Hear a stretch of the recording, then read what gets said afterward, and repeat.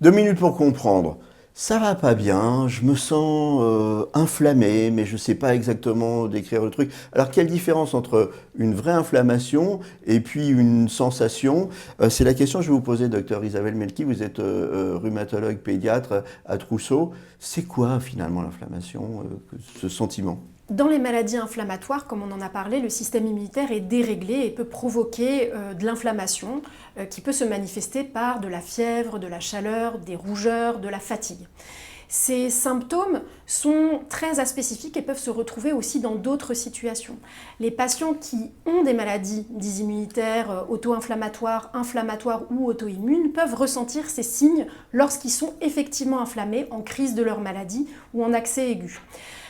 Mais il est aussi possible de ressentir ces signes qui sont aspécifiques en dehors de toute inflammation que l'on va objectiver par des prises de sang ou d'autres types d'analyses.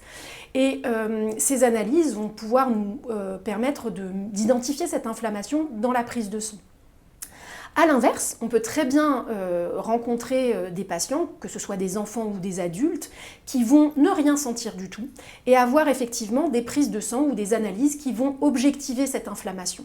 Finalement, ces deux aspects de la même pièce, ces deux faces de la même pièce sont complémentaires. C'est-à-dire qu'il faut que les patients se fassent confiance parce que leurs symptômes, c'est eux qui les ressentent, mais il faut également faire confiance à vos médecins qui vous suivent avec la contribution de la prise de sang qui est totalement complémentaire et qui n'est pas du tout antagoniste des sentiments des patients. En fait, il y a le ressenti et il y a l'objectivation.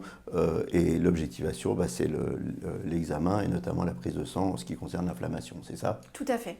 Eh bien, écoutez, je vous remercie. Nos émissions vous plaisent, alors aidez-nous à faire grandir la chaîne pour parler santé au plus grand nombre.